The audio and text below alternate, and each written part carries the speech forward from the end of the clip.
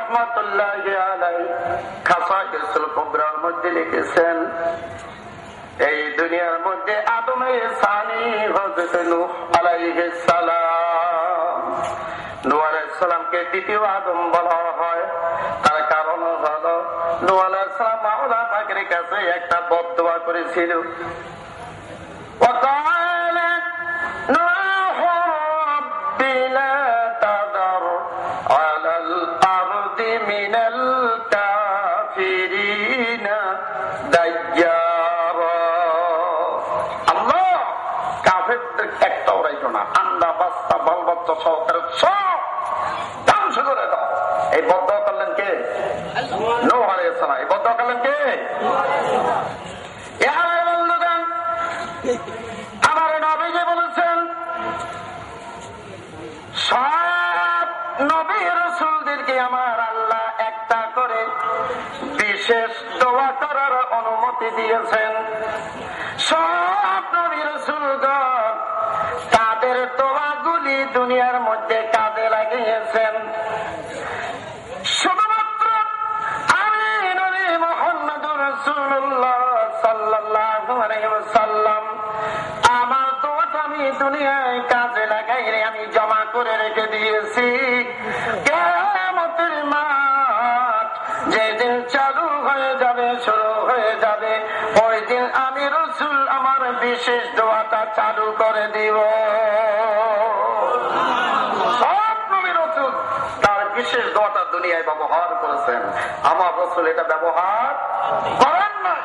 কিয়ামতের ময়দান বলবে, আল্লাহ সব নবী রাসূল সেই দোয়াটা করেছে, তুমি সেই দোয়া অনুযায়ী কাজ করেছো, আমি তো রেখে দিয়েছি আমার উম্মতের জন্য কিয়ামতের মাঠে। আল্লাহ আমার দোয়াটা আজকে চালু করে দিলাম, দরখাস্ত অ্যাপ্লাই করে দিলাম তোমার কাছে, তুমি আমার গুনাহগার উম্মতকে মাফ করে দাও। নূহ আলাইহিস সালামকে আল্লাহ পাক যেই বিশেষ দোয়া করার অনুমতি দিয়েছিলেন, দোয়াটা লাগাই দিলেন। আল্লাহ আল্লাহ আমার বিরুদ্ধে কাজ করে, ইসলামের বিরুদ্ধে কাজ করে, আল্লাহ তোমার বিরুদ্ধে স্লোগান দেয়, মিছিল দেয়, তোমার বিরুদ্ধে কথা বলে, আল্লাহ আল্লাহ তাহলে এই ছোট্ট ছোট্ট বাচ্চাগুলোও তো আমার বিরুদ্ধে লাগাইতেছে, এগুলো বড় হইলেও তো কাফের হয়ে গেল। আল্লাহ দোয়াটা করলাম, আল্লাহকে বাল বাচ্চা সহকারে সব শেষ করে দাও। আল্লাহ পাক বললেন, দোয়া মঞ্জুর। দোয়া কি হয়েছে? জোর কি হয়েছে? মঞ্জুর হয়ে গেল।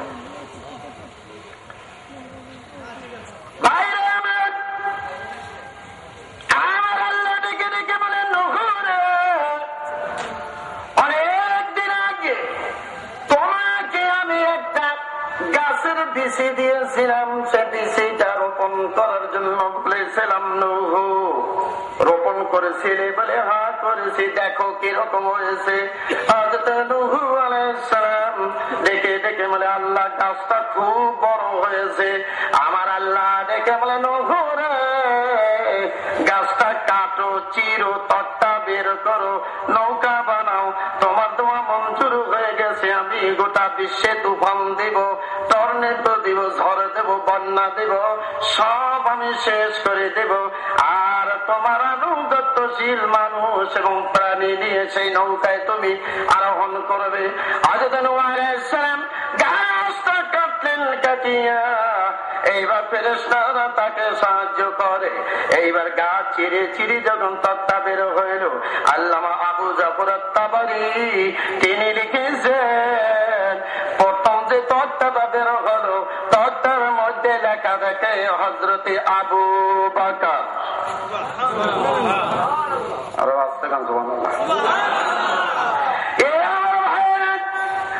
আর একটা তক্তা বের করা হলো, সেই তক্তার মধ্যে নূহ আলাইহিস সালাম লেখা দেখে হযরতে ওমর।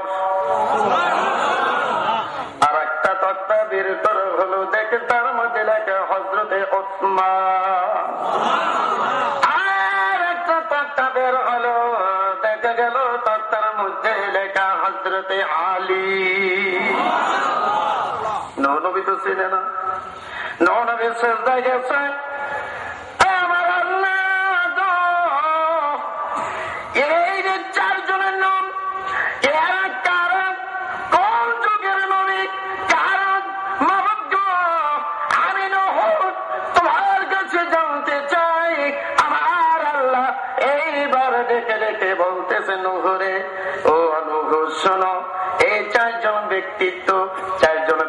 এরা হলো আমার হাবিব, আমার বন্ধু নবী মুহাম্মদ রাসূলুল্লাহ সাল্লাল্লাহু আলাইহি ওয়াসাল্লামের প্রধান 4 জন উম্মত।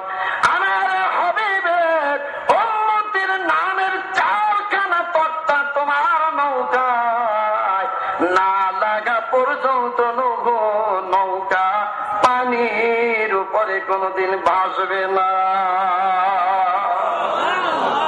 আমার বলার উদ্দেশ্য ছিল আমার আল্লাহ মুহাম্মদ সাল্লাল্লাহু আলাইহি উম্মতকে কত দাম দিয়েছেন, কত মূল্য দিয়েছেন, সম্মানিত করেছেন। কিয়ামতে আর সিজরা দানি কেসেস অকিমতে খুদরা নাদানি আহমকিস অকিমতে খুদরা নাদানি আহমকিস।